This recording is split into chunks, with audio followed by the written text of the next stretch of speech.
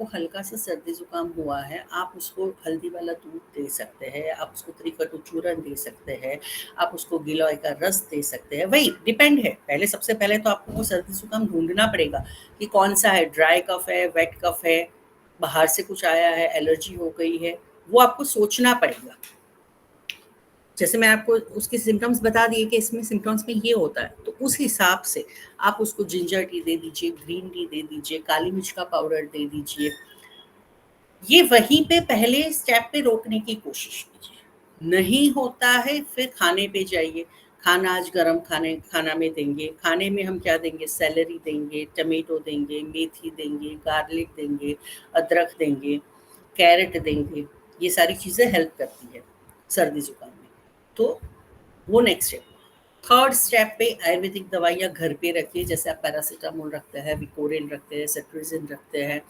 वैसे ही आयुर्वेदिक दवाइयाँ कुछ-कुछ ऐसी होती हैं, जैसे लक्ष्मी विलास रस हो गया, अगर वो 2 टैबलेट आप अपने आप ले सकते हैं, त्रिभुवन कीर्ति रस हो गया, वो 2 टैबलेट आप ले सकते हैं, आरोग्यवर्धिनी ले सकते हैं।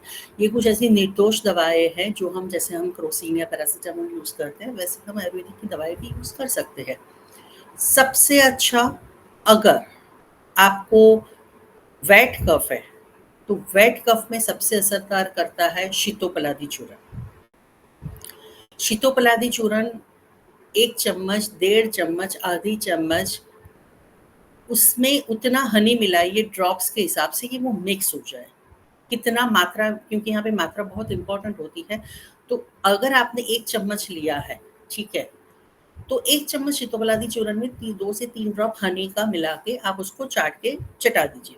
शीतोपलादी चूर्ण बाहर से लाने की भी ज़रूरत नहीं होती, घर पे आराम से बन जाता है। तभी मैंने बोला वो किचन के ही रेमेडीज़ में आता है शीतोपलादी चूर्ण। शीतोपलादी में होता है स मतलब साकर, त मतलब तज, प मतलब पिपली, एला, शीतोपला, ला मतलब एला, एला मतलब इलायची, और दी मतलब हमारा दालचीनी। अब यहाँ पे तज जो बोलते हैं, तज का पाउडर, सिनेमम पाउडर, ठीक है, वो सिनेमम पाउडर वंशलोचन पाउडर की जगह पे भी ले सकते हैं। अगर आप बाहर से वंशलोचन पाउडर ला सकते हैं तो वो भी आप यूज़ कर सकते हैं, बट अगर वो नहीं है तो आप उसकी जगह पे सिनेमम पाउडर भी यूज़ कर सकते हैं। इसका मात्रा क्या रहता है सीतोपलादी चूर्ण का? आधा-आधा करते जाना है। साकर, साकर मतलब मिश्री, 16 पार्ट्स मिश्री का लेना है, मतलब आपने 16 स्पून मिश्री लेना है।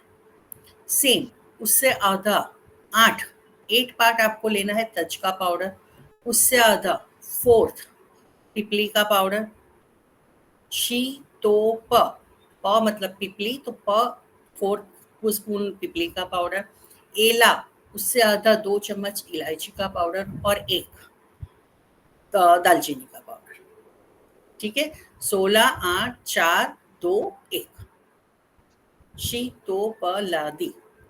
ये सर्दियों में या जब पॉल्यूशन होता है तो एवरी डे एम्प्टी स्टमक सुबह उठ के इसको आप मध के साथ चाट लीजिए। It very helpful, it is very very helpful. It's a kitchen remedy. ये आप पाउडर घर पे बना सकते हैं, बाहर भी मिलता है रेडीमेड, टैबलेट्स भी मिलती है, बट टैबलेट्स की जगह पे ये जो पाउडर होता है वो जो चाटते हैं ना, वो जो टंग पे होता है सलाइवा के साथ मिक्स होके जो रेस्पिरेटरी सिस्टम पे काम करना चाहिए वो ज़्यादा अच्छी तरह से करता है। बट अगर हाँ, अगर किसी को पॉसिबल नहीं है, कोई नहीं ले सकता है, तो उसकी टैबलेट भी मिलती है, आप टैबलेट भी ले सकते हैं, बट उसका इफेक्ट थोड़ा सा देर से होता है, कम होता है। तो ये एक मेन हो गया। उसके बाद बहुत सारे आयुर्वेदिक ड्रग्स आते हैं, जैसे मुलेठी, केसरी मधु, उसकी लकड़ी भी आती है, उसका पाउडर आता है, उसकी गोलियाँ आती है, वो आप चूस सकते हैं। पिपरी मूल हो गया, ये रेस्पिरेटरी सिस्टम का बेस्ट ड्रग मानते हैं हम लोग। पिपरी अलग होता है, पिपरी मूल का अलग होता है, लॉन्ग होती है, लंबी वाली, इतनी लंबी पिपरी मूल आती है, ठीक है। जो ब्लैक पेपर होता है उसी के वहाँ पे पिपरी मूल होता है। ये आपको नॉर्मली जहाँ पे आयुर्वेदिक स्टोर्स होते हैं या दवाइयाँ होती है, जैसे ये मुलेठी का पाउडर, ये सब मिलता है, वहाँ पे मिल जाता है। अब बहुत इतना कॉमन हो गया है, आपको नेट से भी मिल जाता है, ऑनलाइन भी मिल जाता है। पिपरी मूल लिखोगे आप तो आपको वहाँ से भी मिल जाता है ये पाउडर।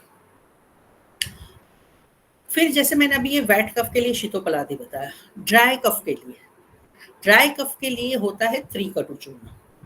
त्रिकटु चूर्ण भी आप घर पे बना सकते हैं। इसमें होता है सूंठ, मरी और पीपर। सूंठ मतलब ड्राई जिंजर पाउडर, मरी मतलब ब्लैक पेपर पाउडर और पिपरी मूल, अभी जैसे मैंने पेपर बनाया है तो वो पिपरी मूल वाला पाउडर। ये तीनों सेम क्वांटिटी में होता है, समान मात्रा में होता है, ये आप घर पे बना सकते हैं। ये जब आपको ड्राई कफ है तब ये पानी के साथ, गुनगुने हल्के पानी के साथ लेना है, या हल्दी वाले दूध के साथ लेना है, या हल्दी का पेस्ट बना के हल्दी के साथ लेना है। ठीक है, ये शहद के साथ नहीं लेना है। हम क्या कहते हैं, शहद अच्छा होता है, शहद अच्छा होता है, माना अच्छा होता है। शहद का गुण होता है रुक्षता, तो वो घर्षण करने का काम करता है। तो जब बॉडी में कफ बन जाता है तब आप शहद लेके उस पे रुक्षता वाला जो काम है वो कर सकते हैं। लेकिन जब आपकी बॉडी में ड्राई कफ है, ऑलरेडी कफ है ही नहीं, और ऊपर से आप उसमें शहद लिए जा रहे हैं, वो आपकी बॉडी को नुकसान करता है। तो वहां पे ये काम आप नहीं कर सकते। तो इसीलिए ये पहले ही मैंने बताया कि आइडेंटिफाई करना कि आप में ड्राई कफ है या वेट कफ है, ये आइडेंटिफाई करना सबसे बड़ा इंपॉर्टेंट हो जाता है। इसके अलावा अगर मैं बताऊं आप क्या कर सकते हैं, एक बहुत कॉमन कोरोना में आता है कि हमें सर्दी जुकाम ज़्यादा हो जाता है, पोल्यूशन ज़्यादा है, आप स्टीम ले सकते हैं। अब स्टीम लेने को बोला है, कोरोना में बहुत सारे लोगों ने स्टीम लिया है, बट स्टीम हमें सिर्फ 3 to 4 मिनट्स लेनी है, उससे ज़्यादा नहीं। उससे ज़्यादा लेने से क्या होता है, जो हमारे नाक के सेल्स है या जो हमारी छोटे छोटे हेयर फॉलिकल्स है, ये सब कुछ होता है, वो डैमेज हो जाते हैं, वो बंद हो जाते हैं। अगर वो सेल मरी गए फिर तो वो काम ही नहीं करेंगे आगे। तो यहाँ पे सबसे बड़ा एक मिथ हो जाता है कि हम क्या करते हैं, स्टीम लेने को बोला गया पूरा दिन आधा आधा घंटा स्टीम लेते रहो, नहीं, सिर्फ 3 to 4 मिनट्स नॉर्मल पानी का स्टीम लो। उससे ज़्यादा अगर जाना है, आप मुलेठी का पाउडर अंदर डाल सकते हैं, नीम के पत्ते अंदर डाल सकते हैं, अजवाइन डाल सकते हैं आप। इन सारी चीज़ों से स्टीम लेना चाहिए, but just 3 to 4 minutes, not much more. 3 to 4 minutes दिन में 3 बार लीजिए, 4 बार लीजिए। आप घर से बाहर जा रहे हैं तो लेके जाइए, घर आ रहे हैं वापस तो ले लीजिए, बट बस 3 से 4 मिनट, उससे ज़्यादा नहीं। और सबका पानी अलग रहेगा, सबका मशीन अलग रहेगा। नहीं है तो घर पे हमारा जो देसी तरीका था, पानी उबालो, पतीली में अजवाइन डालो और स्टीम लो। हाँ, वो अजवाइन आप यूज़ कर सकते हैं, पूरा दिन यूज़ कर सकते हैं, 12 घंटे 24 घंटे रख सकते हैं, बल्कि वो और स्ट्रॉन्ग हो जाता है जब आप वो पानी रखते हैं और उसके बाद तीसरी या चौथी बार स्टीम लोगे ना तो आपको पता चलेगा कि वो और स्ट्रॉन्ग हो गया है, तो वो अच्छा है। पर हर एक का घर में अलग रहेगा, ये एक दूसरे का हम यूज़ नहीं करेंगे। यहाँ पे सबसे बड़ा प्रिकॉशंस लेना है। दूसरा, सांस की अगर कुछ भी प्रॉब्लम आ रही है, हल्की से लेके बड़े तक, आपके आसन आपको बहुत ज़्यादा हेल्प करते हैं। पवन मुक्तासन हो गया, भुजंगासन हो गया, धनुरासन हो गया, उष्ट्रासन हो गया, मकरासन हो गया। ये कुछ ऐसे आसन हैं जो जिसको भी सांस की बीमारी है उसको बहुत हेल्प करते हैं। जहाँ पे भी आपके शोल्डर, लंग्स, चेस्ट और बैक जिस भी आसन में इन्वॉल्व हो रहे हैं, जैसे हम धनुरासन करते हैं तो आगे रख के पूरा ये ऊपर करते हैं, ठीक है। मकर आसन कर रहे हैं, बैक में धनुरासन कर रहे हैं तो ये पूरा वाइड हो जाता है बेसिकली, तो उसको हम सांस लेने की जगह देते हैं। तो जितने भी आसन में आपके शोल्डर इन्वॉल्व है, आपका चेस्ट इन्वॉल्व है, ये सारे आसन आप रेस्पिरेटरी सिस्टम के लिए कर सकते हैं, अच्छे से कर सकते हैं।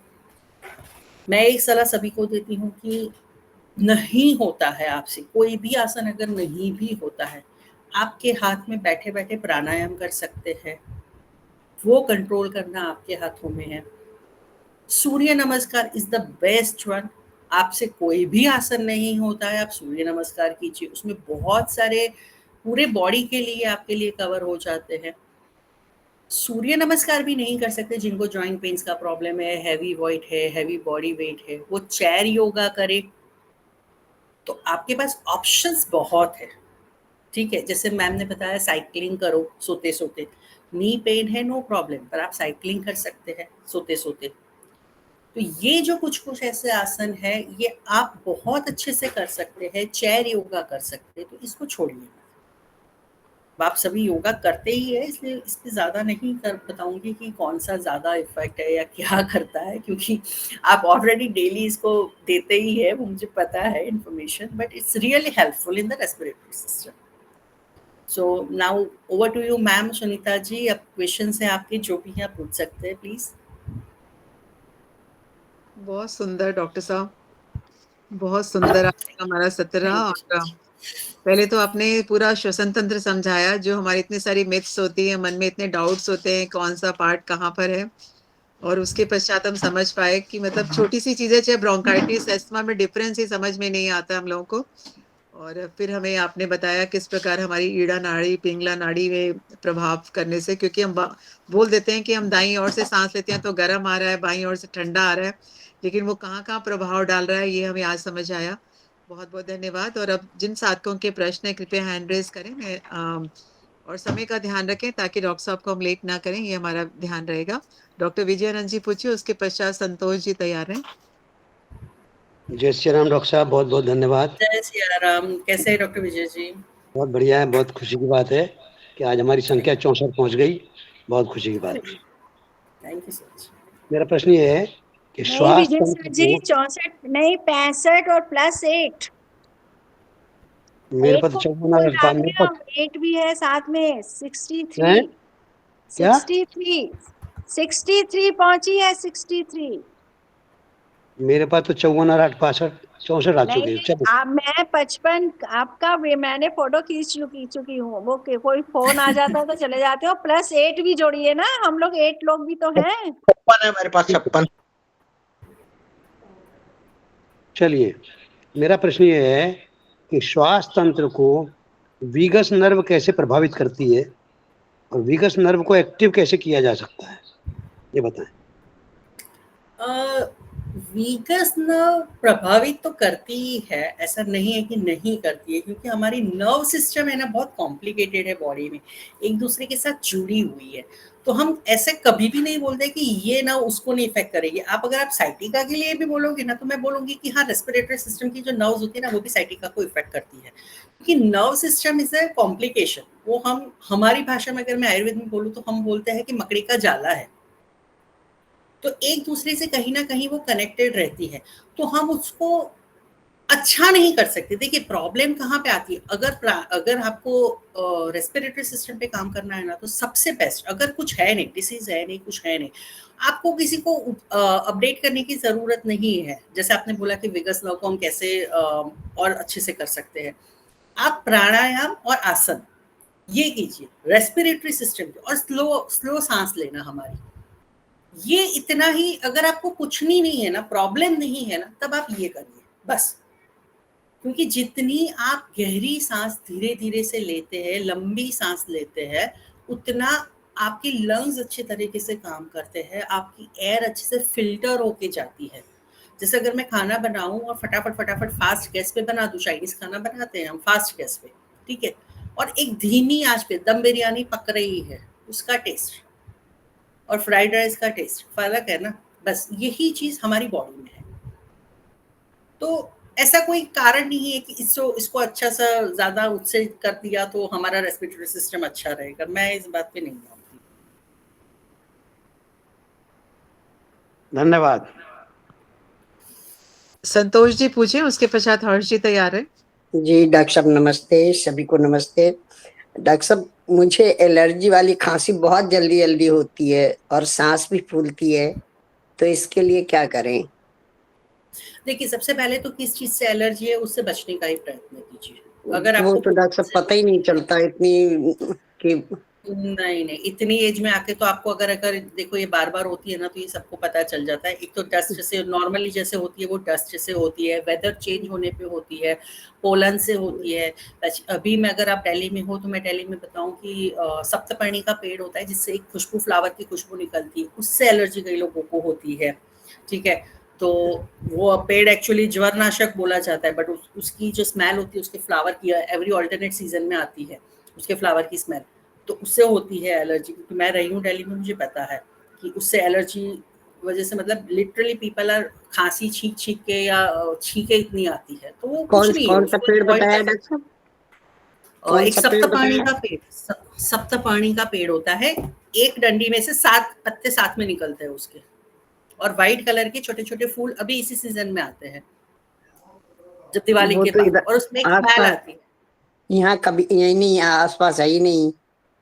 हाँ, तो फिर अच्छी बात है, मतलब काफी लोगों जी को ऐसी होती है। मैंने तो आपको ऑप्शन बताया कि मिट्टी जी से भी होती है, धूल मिट्टी उड़ने से भी होती है, तो जी सबसे पहले वो दूर करिए, ठीक है।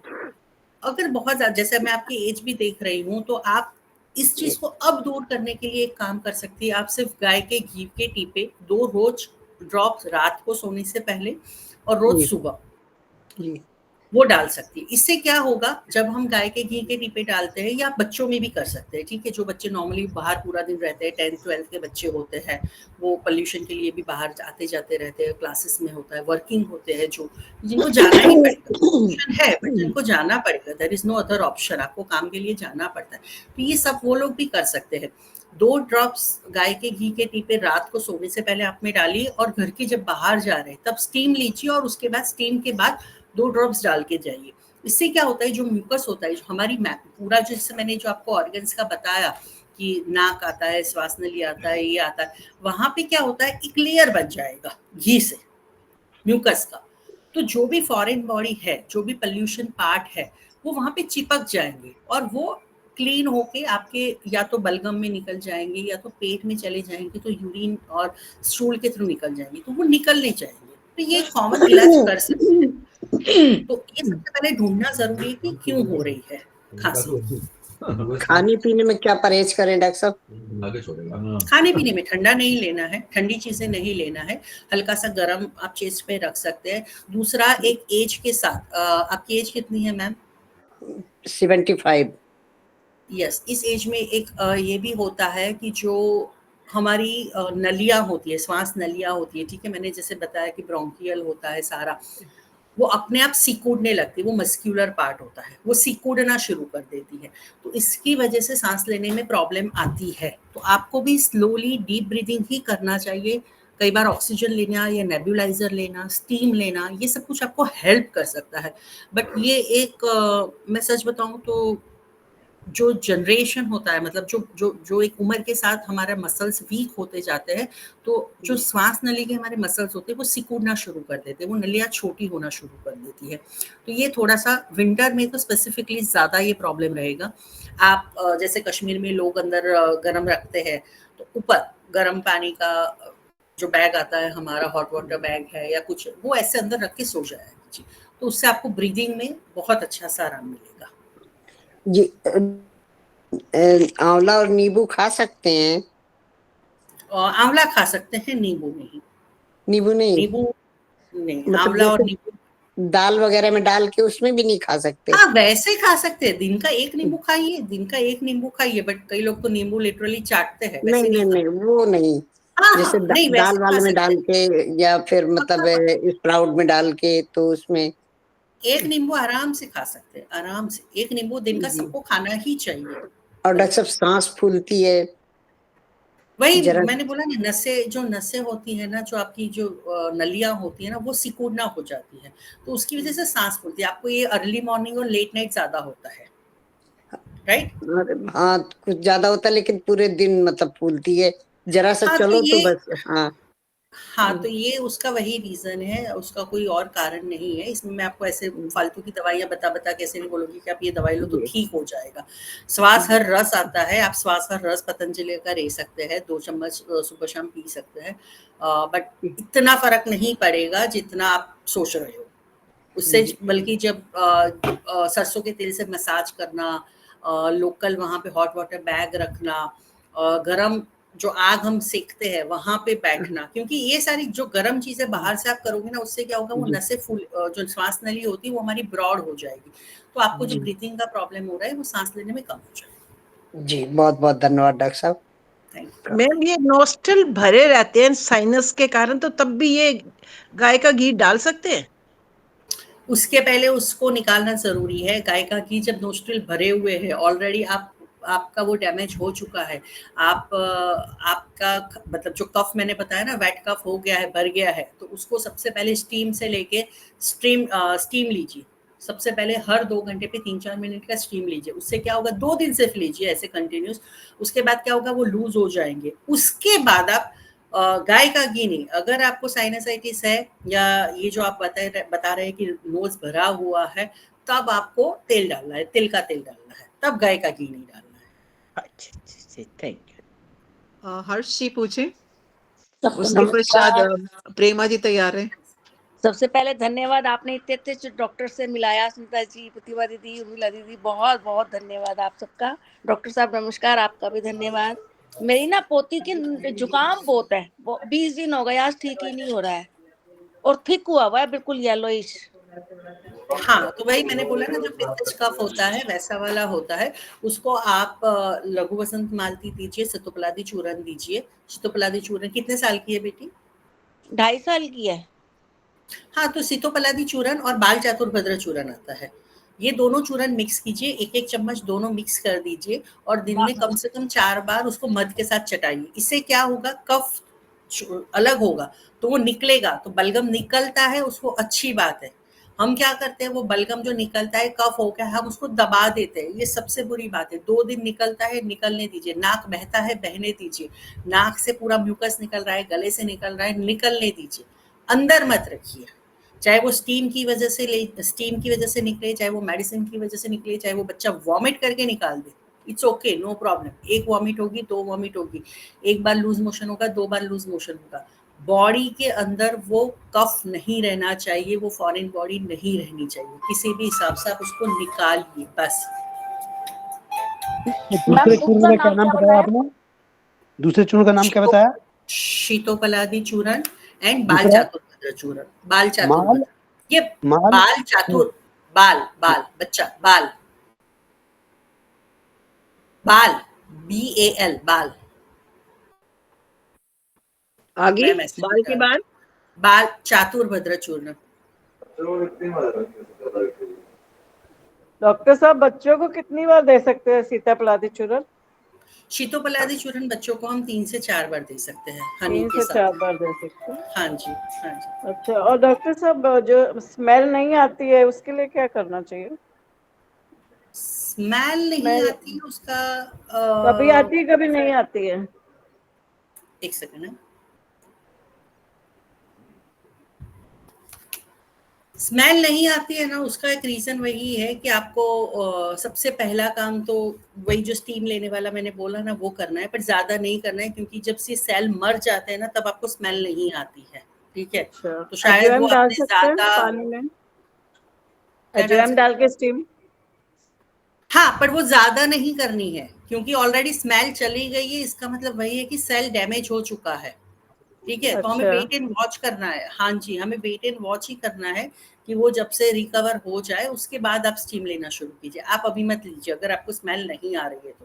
और दीदी, स्मेल कभी किस चीज आती की है नहीं कभी आती नहीं है? आती है, कभी कभी आती है। तो कभी का ये होता है, या तो एक ब्लॉकेज होता है, ठीक है। अगर आपके नोज में अगर ब्लॉक हो गया है, तो फिर वो स्मेल का प्रॉब्लम रहेगा, तब आप स्टीम लेके इसे कर सकते हैं, बट रेगुलर में फिर मत कीजिए। अच्छा, स्टीम से हेल्प करेगा? स्टीम से ही हेल्प होगा, उससे कोई मेडिसिन से कोई हेल्प नहीं होगा, स्टीम से ही हेल्प होगा। आप Is it अजवाइन a का स्टीम sign ले of सकते हैं। is it a sign of sinus or something? नहीं, स्मेल नहीं आना साइनस नहीं बोला जाता है। नहीं, कि नहीं, it's not हाँ, related. अब पहले, हाँ नहीं, पहले एक सिम्टम्स में आता था साइनसाइटिस के, बट अब स्मेल नहीं आना कोरोना के सिम्टम्स में सबसे ज्यादा आता है। जी, तो तो स्टीम से अभी ठीक हो ऐसा नहीं जाएगा। होता है। हाँ, स्टीम से ही वो ठीक हो जाएगा। और दूसरा, आप नॉर्मल कोई लुब्रिकेंट है ना, जैसे मैंने इनको बोला गाय का घी का टीपा या कुछ भी, आप जब भी अगर ये बाहर जाते हैं ना, तो नाक के ऊपर हल्का सा वैसलीन लगा के जाइए, अंदर नहीं डालना है, वैसलीन, ऊपर। अच्छा। हाँ, ऊपर ऊपर ऊपर ऊपर, ये पूरा हाँ जो जी, पोर्शन जी, होता है ना, यहाँ पे हल्का जी। सा वैसलीन या कोई भी ऐसा लुब्रिकेंट वाला, क्रीम अच्छा, भी लगा सकते हैं, लुब्रिकेंट। कोई बॉडी लोशन, हाँ बॉडी लोशन वाला, पर स्पेसिफिकली मतलब 2 मिनट घिस के लगाना है कि वो स्किन के अंदर चला जाए, तो वो स्किन ही उसको रोक लेगी अंदर आने से। अच्छा, ओके, थैंक यू। और जनक जी पूछें और थोड़े प्रश्न अपने छोटे-छोटे रखें क्योंकि समय ज़्यादा हो गया है और डॉक्टर साहब को भी जाना है। बहुत सारे हैंड रेज़ हो रखे हैं। जनक जी पूछें, थोड़ा शॉर्ट में पूछें कृपया।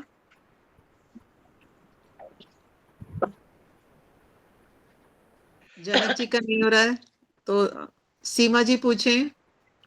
उसके बाद सुशीला जी तैयार रहें। ओम जी सबको। डॉक्टर साहब मेरे हस्बैंड के ना नाक सूख जाती है, तो फिर कुछ ऐसे तेल लगाते हैं, सरसों का तेल, थोड़ी देर के लिए सही रहती है, फिर सूख जाती है, उसके तो लिए उनका क्या करें? वात का प्रॉब्लम है। उनको डेली आप, जैसे मैंने ये घी बोला ना, उनको तेल सरसों का तेल मत डालिए, तिल का तेल डालिए नाक में, और दोनों रात को और सुबह तिल के ड्रॉप्स डालिए और साथ में पूरे फेस पे मसाज करिए कोई भी ऑयल से। फिगारो धन्यवाद। आता है, ऑलिव ऑयल आता है, जोजोबा ऑयल आता है, कोई भी ऑयल लेके, अच्छा वाला ऑयल लेके, या फेशियल वाले सीरम आते हैं आजकल तो हमारे जैसे पार्लर्स में होते हैं, उससे मसाज एवरीडे कीजिए। आप बंद करते हो मेरा और बालों में मोबाइल। अगर तेल नहीं धन्यवाद। डालते उनको बोले बालों में तेल डालें। अगर तेल बालों में तेल डाल तो डालते हैं। हाँ, तो बालों में तेल हमेशा रहना चाहिए। धन्यवाद डॉक्टर साहब। ओम दीदी, एक छोटा सा क्वेश्चन पूछना है। हाँ, पूछो उमा जी, पूछो। डॉक्टर साहब, एक तो मेरे को ना कब्ज बहुत रहती है और एक गैस बनती है, तो कब्ज के लिए क्या करना चाहिए? कब्ज आप खाना पहले रेगुलर कर लीजिए और हरी सब्जियां ज्यादा खाइए। अभी रोटी नहीं खाते तो रोटी खाना शुरू कीजिए, अर्ली डिनर लेना शुरू कीजिए, गुनगुना पानी कम से कम 8 लीटर दिन का। कौन सा सुशीला सीरम जी लेना पूछे। चाहिए डॉक्टर डॉक्टर साहब? स्किन पे भी खारिश बहुत होती है।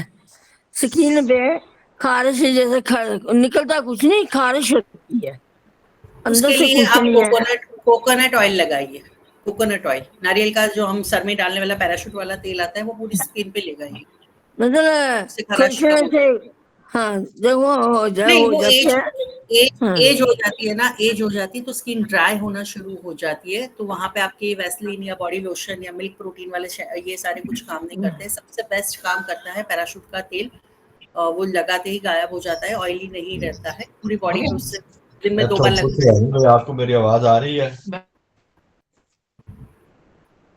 हाँ, बताओ। जी पूछें, पूछें, लगाते हैं प्रश्न क्वेश्चन, पूछें, बहुत प्रश्न टाइम पूछें। लगाते हैं, ये नहीं फटाफट पूछे। सुशीला जी पूछें, सुशीला जी। डॉक्टर साहब नमस्ते। मेरे को सुबह फ्रेश होने में टाइम लगता है, 2-3 गिलास पानी भी पी लेती हूँ, लहसुन की कली भी खा लेती हूँ। लहसुन की कली से फ्रेश होने का मतलब नहीं है, वो मत लीजिए, ऐसा कुछ जरूरी नहीं है। जैसे मेरा रात का कोलेस्ट्रॉल लेट बढ़ा नाइट, हुआ है। हाँ वो अलग बात है, वो उसके लिए लहसुन की कली है। फ्रेश होने के लिए, स्टूल पास होने के लिए लहसुन की कली कोई मदद नहीं करती है। और नींद में भी कोलेस्ट्रॉल, प्रॉब्लम है मैडम, नींद नहीं हाँ आती तो पूरी। अर्ली डिनर कीजिए, रात को डिनर कीजिए, जल्दी डिनर कीजिए, और रात को सोने से पहले 8 बजे के करीब आप जायफल, काली मिर्च और जैसे अगर मैंने त्रिकटु बोला तो त्रिकटु भी अभी तो ले सकते हैं। गर्मियों में मत लीजिएगा सौंठ का पाउडर, बट अभी आप ले सकते हैं 3 महीना तक, दिसंबर, जनवरी, फरवरी। त्रिकटु जैसे वाला जो पाउडर मैंने बोला, वो दूध में मिला के 1 चम्मच दूध और 1 ग्लास दूध, गर्म दूध पी के सो जाइए, दोनों प्रॉब्लम सॉल्व हो जाएगी। ठीक है मैडम, बीपी की प्रॉब्लम है तो डॉक्टर साहब, रिपोर्ट से बीपी कोई वो बहुत नहीं हाई हो आएगा? रहा है आजकल। बीपी इसीलिए हाई होता है क्योंकि हमारी जो वेसल्स होती है ना, सारे वो सिकुड़ जाती है। अब हाँ जब जी। नली छोटी हो जाएगी, खून वहीं का वहीं रहेगा, प्रेशर बनेगा। तो प्रेशर का मतलब क्या हुआ? ब्लड प्रेशर, ब्लड के ऊपर प्रेशर बन रहा है। तो आपने आपको गर्माहट ही रख सकते हैं। गर्म चीजें खाने का हम इसीलिए बोलते हैं। और एक प्रॉब्लम होती है कि गर्म जब बोलते हैं ना, तो हम क्या करते हैं, हम सारी ये जो पाक होते हैं, गर्म खाना होता है, ड्राई फ्रूट्स होता है, सीधे उस पे चले जाते हैं। बट ये ओरली ज्यादा करना है। हाँ जैसे जी, मैंने ये आई थिंक तिरपुट अभी का जो एक चूरन आंटी होता को है मैम, बताया ना कितना कि डाले दूध में? कहवा, एक चम्मच पाउडर, 1 ग्लास दूध, बड़ा वाला। धन्यवाद। जी आपने त्रिकटु बोला, त्रिकटु क्या चीज है? शिलाजीत भी ले सकते हैं दूध में, 60 अबव 60 लेडीज। शिलाजीत, क्या ले सकते? शिलाजीत शिलाजीत सबको ना, नहीं लेना चाहिए। शिलाजीत से एसिडिटी का प्रॉब्लम भी बढ़ जाएगा अगर 60 अप है तो। और शिलाजीत जितना कॉमन नाम आप ले रहे हैं ना उतना, मतलब ये ऐसा मेडिकल ड्रग है जो डॉक्टर की निगरानी के अंदर लेना चाहिए। हाँ, आप अच्छा। शीतोपलादी ले सकते हैं, आप त्रिकटु ले सकते हैं, आप लक्ष्मी विलास लस ले सकते हैं, बट शिलाजीत किसी डॉक्टर के अंडर में ही आपकी बॉडी को देख के, आपकी कॉन्स्टिट्यूशन देख के, आपके प्रॉब्लम देख के आपको देना है या नहीं देना चाहिए वो डॉक्टर डिसाइड करेगा। Thank you. आशा जी पूछें, आशा जी प्रश्न पूछें। ये त्रिकटु क्या चीज है? त्रिकटु सूंठ, मरी और paper, dry ginger powder, black pepper powder और काली मिर्च, जो पेपर होता है, एक पिपरी मूल आता है उसका पाउडर। आपको रेडीमेड त्रिकटु पाउडर भी मिल जाएगा आराम से कोई भी शॉप में, और नहीं भी मिलता है आप घर पे भी बना सकते हैं। आशा जी पूछे प्रश्न। आशा जी आपका। नमस्कार जी। नमस्ते जी। मेरी बेटी के ना नाक में ना मस्से हैं, तो उसको कोई भी स्मेल नहीं आती। मस्सों का ऑपरेट करके मस्से ही निकलवाने पड़ेंगे। मस्से तब हो जाते हैं जब वो वहाँ की जो नसें होती है, वहाँ की जो वेसल्स होती है, जो एनाटॉमी में होता है, वो प्रॉब्लम हो जाता है और वो फूल जाती है, तो वो देखना पड़ेगा। मैं ऐसे आपको ये बैठे-बैठे नहीं कह सकती कि कितने हैं या क्या है, पर हाँ, अगर नसें ज़्यादा है, मतलब छोटी मात्रा में मस्से हो रहे हैं, तो आप एक सबसे पहले तो उसका शुगर चेक करवाइए। शुगर लेवल बॉडी में नॉर्मल है या नहीं है, उसका शुगर लेवल चेक करना शुगर नहीं पड़ेगा। है, शुगर नहीं है। हाँ, तो फिर उसके साथ अगर मतलब ये देखना पड़ेगा कि बचपन से है, नहीं है, क्यों है? बचपन से भी नहीं है, अभी है, 2 साल हुए हैं। कितने एज की 2 है साल। बेटी? 35। हाँ, तो हार्मोनल इम्बैलेंस है, क्या है? वही मैंने बोला, उसका वो मस्से क्यों हुए हैं पहले वो ढूंढना पड़ेगा। और मस्से अगर ज्यादा है, बड़े हैं, तो वो ऑपरेट करके निकलवा के, कट करके, स्किन, कोई भी स्किन डॉक्टर होता है उसके पास जाके आप निकलवा सकते हैं, ईएनटी वाले डॉक्टर के पास जाके निकलवा सकते हैं। अच्छा जी। होम्योपैथी की दवाई तो ले रही है, तो डॉक्टर ने तो ऑपरेशन बताया था, एक्सरे भी कराया उसने। हाँ, मैं वही बोल रही हूँ, उसको पहले डायग्नोज करना पड़ेगा। ऐसे में मतलब ऐसे ऑनलाइन में अभी एक बैठे-बैठे नहीं बोल सकती कि मस्से है तो ये कीजिए तो फायदा हो जाएगा। उसका पहले क्यों है, कहाँ पे है, कितनी साइज के है, किस वजह से है, ये सारा देखना पड़ेगा। नारियल का पानी हम पानी में लेते हैं तो ठीक है 1 चम्मच?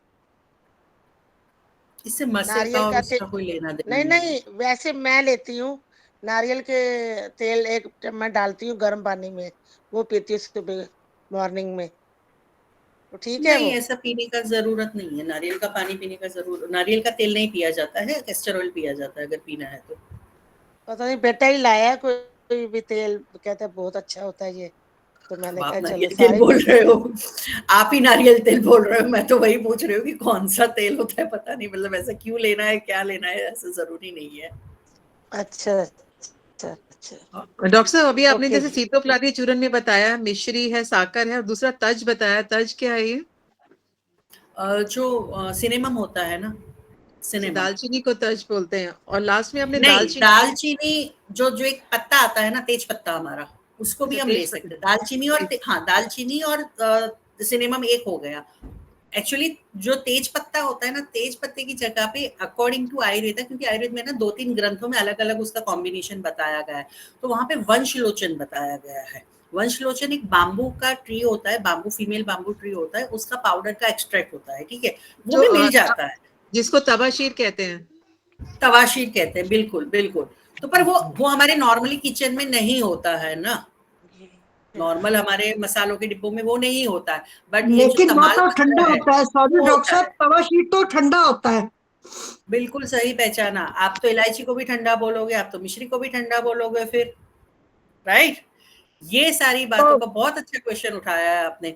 ये जो ठंडा है ना, हम जिन को ठंडा बोलते हैं, आप देखो शीतोपलादी के सारे चूर्ण, आप एला बोलोगे, इलायची बोलोगे, इलायची भी ठंडी होती है। साकर सबसे ज्यादा 16% मैंने साकर बोला, सबसे पहला मिश्री, वो भी ठंडी होती है। पर जब ये बॉडी में हनी के साथ मिलके जाती है, तब ये वेट कफ पे काम करती है, क्योंकि इसका विपाक होता है, वो बदल जाता है, ठीक है। इसीलिए इसको हम शीतोपलादी चूर्ण को जब वेट कफ है तब यूज, गर्मियों में डॉक्टर साहब देते हैं। डॉक्टर साहब, तवाशीर, छोटी इलायची और मिश्री का चूर्ण हम उसमें देते हैं बच्चों को गर्मी में। बिल्कुल सही पहचाना। मैं आपको ठोस मतलब प्रेशर देके बोल रही हूँ, इसको हनी के साथ देना है, दिन में 3 से 4 बार देना है, क्योंकि ये मान्यता है, ये एक मिथ है कि ये ठंडा है, पर जब ये बॉडी में जाता है, ये पाँचों का जो मिश्रण जिस मात्रा में मैंने बताया 16, 8, 4, 2, 1 और वो हनी के साथ जब बॉडी में जाता है, तो जो वो काम करता है, वो अलग तरीके से करता है, उसका विपाक अलग हो जाता है। जैसे अगर बोलोगे कि सूंठ, ठीक है, सूंठ को गर्म बोलोगे आप, राइट, लेकिन सूंठ को क्यों ड्राई कफ में यूज करना है? क्योंकि ड्राई कफ है, सूंठ का जो विपाक होता है वो मधुर होता है। जो जिंजर होता है, जिसके हम अदरक बोलते हैं, टिपिकली हमारा अदरक होता है, उसका विपाक तीक्ष्ण होता है, उसका विपाक मधुर नहीं होता है। सूंठ स्पेसिफिकली ड्राई जिंजर बोला, जब जिंजर ड्राई होता है, उसका पाउडर बनता है, उसका विपाक बदल जाता है, उसका विपाक मधुर हो जाता है, तब वो ड्राई कफ पे काम करता है। सेम ऐसे ही शीतोपलादी के जितने भी ड्रग्स है वो है ठंडे, लेकिन इन सबका जो विपाक होता है, जब वो बॉडी के अंदर जाता है, ब्लड के साथ मिलता है, खाने के साथ मिलता है, हनी के साथ मिलता है, उसका विपाक बदल जाता है और वो काम करता है। इससे जब भी आप किसी भी बच्चे को शीतोपलादी या बाल चातुर्भद्र चूर्ण बताया मैंने, वो दोगे, कफ निकलेगा, तभी मैंने बोला कफ निकलने देना, वॉमिट होती है होने देना, कफ को निकालना है बॉडी में से, क्योंकि बार बार नहीं तो होता ही रहेगा जब तक वो फॉरेन बॉडी में रहेगा, जो एलर्जी है वो बॉडी में रहेगा, वो बार बार सर्दी जुकाम होता ही रहेगा। जब भी होता है तब शुरू में सबसे पहले, जैसे बोला ना कि शुरू होते ही पहले तो दबा निकालने की, बंद करने की कोशिश कीजिए। अगर नहीं हुआ, हो गया, तो वो कफ निकालिए, क्योंकि वो कफ नहीं है, नॉर्मल कफ नहीं है वो। तो ये सारी जब चीजें लोगे वो निकलेगा, वो अलग पड़ेगा, मतलब जो वेसल्स में चिपक गया है वहां से अलग हो जाएगा और वो निकलेगा।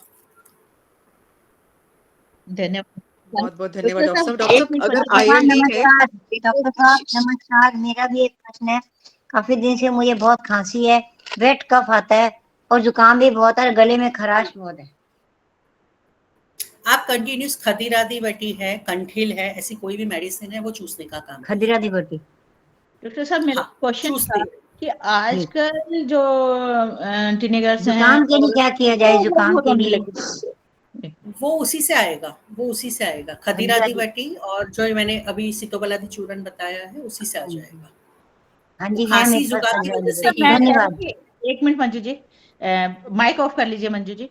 मैं कह रही थी आजकल बच्चों को ना पीसीडीओ की प्रॉब्लम बहुत होने लगी। पहले तो छोटी एज में ही हो जाते हैं, फिर वो बंद हो जाती है, तो बस वो पेरेंट्स सोचने लगते हैं ये तो पीसीडीओ होगी और दवाइयां शुरू कर देते हैं, उसमें वो स्टेरॉइड भी शुरू कर देते हैं, या बड़ी प्रॉब्लम्स आने लगी आजकल।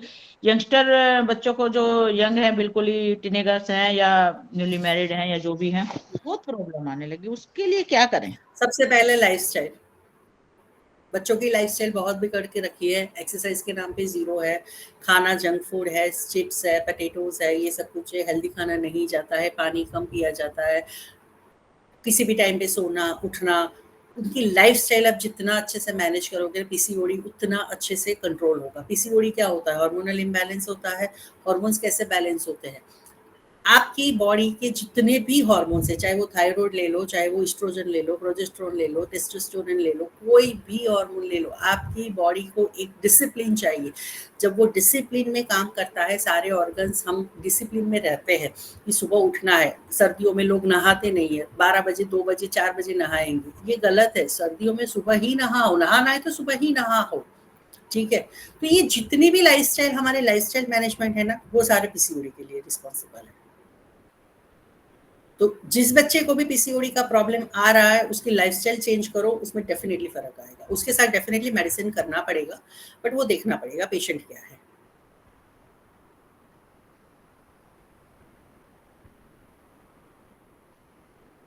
आपका माइक म्यूट है उर्मिला जी। उर्मिला दीदी माइक 20 दिन में आ रही है, 15 दिन में आ रही है, या फिर रुक जाती है, 2-2 3-3 महीने तक आती ही नहीं है बिल्कुल भी, तो वो इस टाइप से प्रॉब्लम है। नहीं, वो दिखाना पड़ेगा आपको, प्रॉपर रिपोर्ट्स करवाने पड़ेंगे। वो दिखा के फिर बता, आपसे बात कर। हाँ प्लीज। हाँ जी। डॉक्टर साहब, अगर किसी को इंटरस्टिशियल लंग डिजीज है, आईएलडी है, तो उसमें भी क्या ये सीतोपलादी चूर्ण अच्छा रहेगा उनको? ये सिम्प्टोमेटिकली काम डेफिनेटली करेगा, बट उसका पूरा डायग्नोसिस करना पड़ेगा। ये लंग्स डिसीज में अगर प्रॉपर बताऊं तो यहाँ पे श्वास हरी रस, अरडूसी, वासा अवले ये ज़्यादा काम करेगा। यहाँ पे शीतोपलादी थोड़ा कम करेगा, अगर जो लंग्स डिसीज आप बता रहे हो वैसे। जी, धन्यवाद। तो आपका बहुत-बहुत धन्यवाद। सारी शंकाओं का भी समाधान किया आपने। महिला पतंजलि योग समिति की ओर से हम आपका बहुत-बहुत धन्यवाद करते हैं। और सुनीता जी का भी धन्यवाद, जिनके माध्यम से आपका हम यहाँ तक परिचय उनका हुआ और पहुँच पाए आप यहाँ तक। उन्होंने ही हम सबकी तरफ से निवेदन किया आपको, हमारा निवेदन आपने स्वीकार किया और बहुत सुंदर बताया आपने। सारे मतलब श्वसन तंत्र के पार्ट से लेकर और एक-एक रोग को आपने लिया और